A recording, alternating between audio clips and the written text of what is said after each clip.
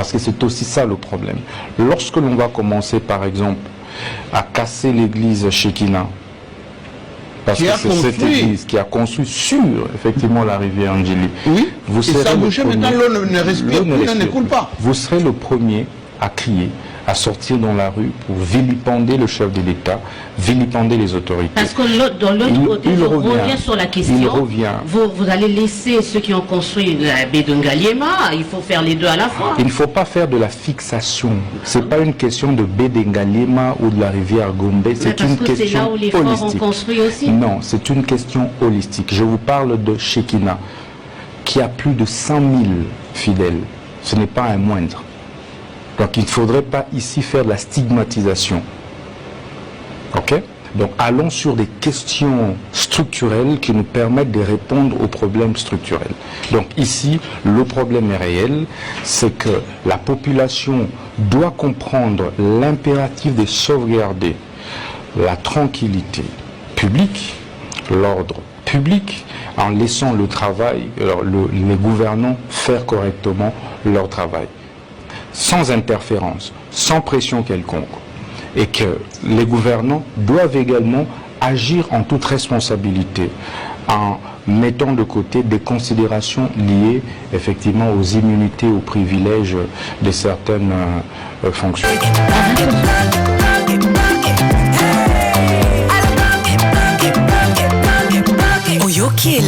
Congo, tapez les mains, tapez les mains, tapez les mains, tapez les mains, tapez les mains.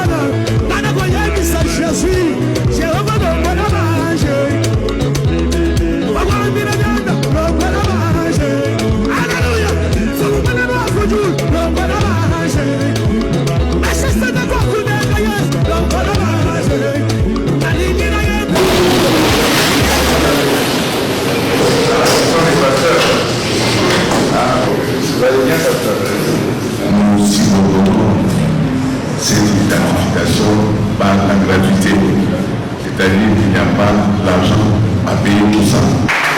Comme vous avez identifié gratuitement, vous avez d'abord les soutiens du très haut, vous avez les soutiens de toute l'Église. L'opération d'identification des pasteurs des églises est gratuite. Quiconque se met à rançonner les hommes de Dieu sur cette question sera arrêté. L'objectif, c'est d'assainir les secteurs de culte, de nous faire de l'argent derrière les pasteurs. Nous voulons savoir combien d'églises il y a au Congo, combien de pasteurs il y a, combien de pasteurs qui n'y sont pas, qui est réellement qui n'y est pas. Qu'est-ce qui peut être appelé église? Qu'est-ce qui peut être appelé communauté, confession? Sur base de quoi on peut vous identifier dans la rue et vous distinguer de vos fidèles? Et c'est sur instruction du magistrat Choumaki, chef de l'État, c'est licence monsieur le président de la République. Il m'a instruit de manière claire et ferme pour procéder à cette opération. La ville de Kinshasa, c'est d'abord la ville pilote pour cette opération. À l'intérieur du pays, nous n'avons pas encore lancé cette opération d'identification. Ça doit être clair. Parce qu'après cette identification qui est gratuite, on va plaquer, on va sanctionner. Tu n'es pas identifié, tu ne vas pas blesser. On doit savoir ce que tu fais et tu dis quoi à tes fidèles.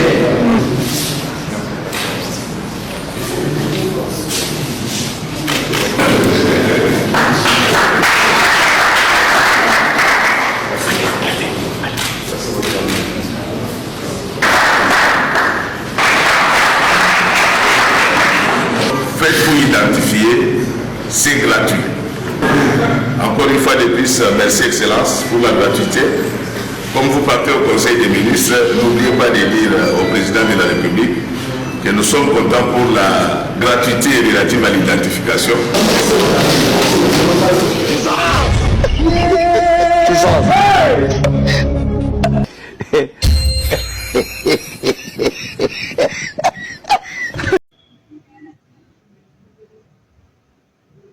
Vous les confondre, érosion, inondation, je vais vous replonger un peu dans... C'est en passant, hein? Ces escrocs ici. Toyokaï. Tanda le poko, Nicolas Congo démocratique. Batuazo pesa Rwanda makasi bazali. Kolo, bamona makasi na yo. Aux éternels des armées. Mboka ya Rwanda, bambule beta, bairojo isalama ya makasi. Mboka ya Rwanda, papa, ba tremblement de terre salam banda ko kweya. Mboka ya Rwanda tinda ba epidemie bakufa pulupulu banzoi babimelaka bango na samalobi mseki banyama ya zamba bazoli ya bana.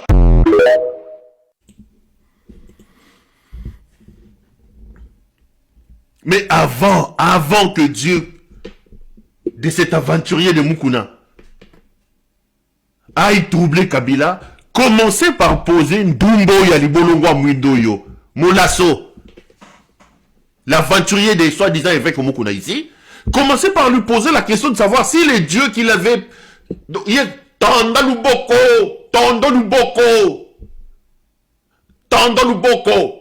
Batubali na goma Tandaluboko. Asa le bagi na biso Tandaluboko. Donc yé no sozaga Tandaluboko. Donc luboko wango ezakaka luboko ya kimbiolongo aliaka avant que dobimana ba sœur wana. Donc amoni luboko wango nzambe ezakaka luboko nzambe za nkoro kwa Mukuna. Luboko nzambe za mutu rouge oyo ba Jean-Marie soki ba Jean-Marie ba yela ye. Donc allez Tandaluboko loboko oyo kenda kokozwa nkoro enyatuli yango na babukambe to babiloko wana salite o Mukuna liaka. Donc loboko nzambe akomisi yango Tandaluboko na yo. Un aventurier. Mukuna est un aventurier. Un impudique. C'est pas un pasteur. Il a prié ici, vous avez entendu, que batuba zo pulu na goma na Kigali. Ba irozo isalima. Banda kuya.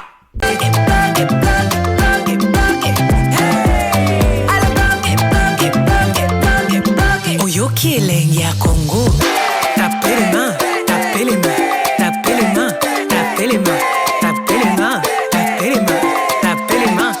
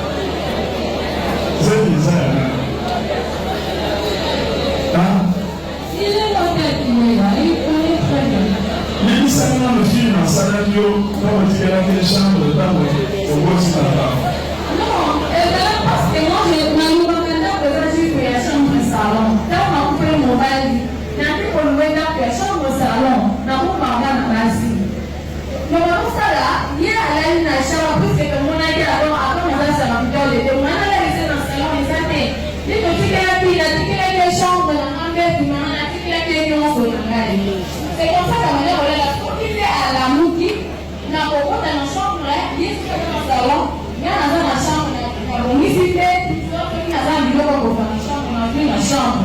Mais quand on fait aussi la vie sur l'Ibalène, c'est pendant que le pasteur a changé la vie. Après la réaction, on est en la musique. Maintenant, moi, je me pose la question, moi, si j'ai dit aussi de crier, et ça, on a utilisé ça dans l'arme. Et puis, quand on va la utiliser parce qu'il y a pas qui est la carte en bas pour nous. Et c'est pour ça que je n'ai pas voulu faire de n'importe quoi pour ne pas m'individuer et non plus aussi. Je n'ai pas aussi approché pour ça la visibilité, mais devant Dieu. Et puis, quand il avait. Donc, il y a de la surveillance, déjà, il m'a déjà demandé la main. Parce que yo, côté Colomapone, vous allez associer à la pasteur Wallace. Chaque niveau, il y a des services. Namakuna. Donc, moi, je n'ai pas fait le cas. Et là, on a une mission pour faire la pasteur. Comment c'est que ça est revenu à l'autre? C'est mieux que ça. Il faut qu'on ait ça à l'autre. Il faut qu'on ait.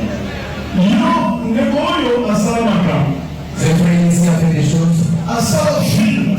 Il a fait beaucoup de films ici. Il s'est décidé de se marier dès le départ alors qu'on ne connaissait pas qu'il était. Ils ont pris les actes ici. Ils sont allés pour les mariages. Ils sont là à la même famille. On a sorti la facture pour donner l'argent. On leur avait déjà senti le marché. Ok, maintenant il va donner la dose. Bien aimé, je vous dis, il commence à tirer quelqu'un à côté. Il a tiré le papa qui est passé au niveau à côté. Il tire le pasteur au niveau à côté. Il commence à coopérer pour que le pasteur au niveau lui prête de l'argent sur place.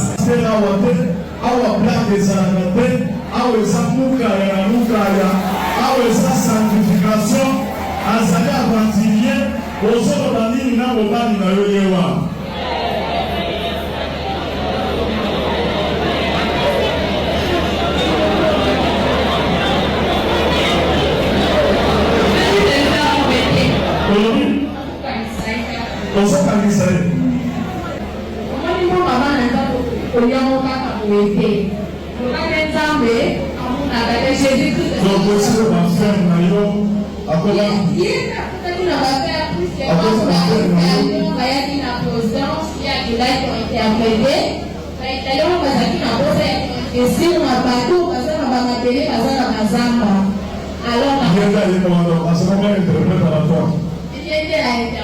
Selon ce qu'il nous a dit. Parce que là,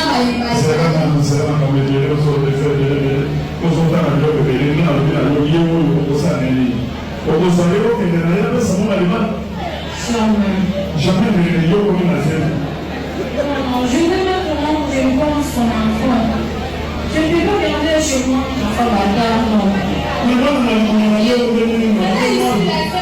il a dit chaque fois la balade, oui, c'est maintenant moi en ce moment, chaque fois la balade de l'eau. À voir la maman à couper. Non, moi je ne vais pas être. Frère, je dois faire ça pour vous. À partir d'aujourd'hui, bon, c'est bon, Nangaï.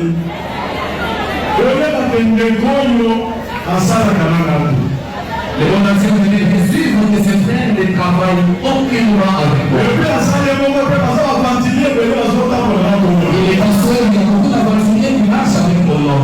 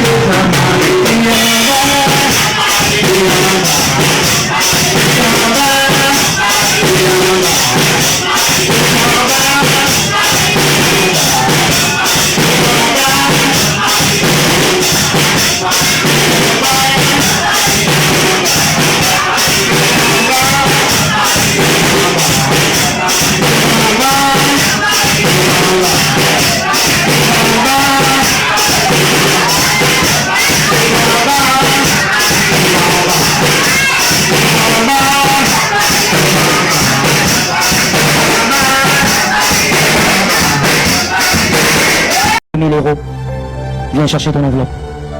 Ce n'est même pas pour toi, c'est pour ta famille. Ce n'est pas une offrande, c'est une sémence. 2000 €, viens prendre.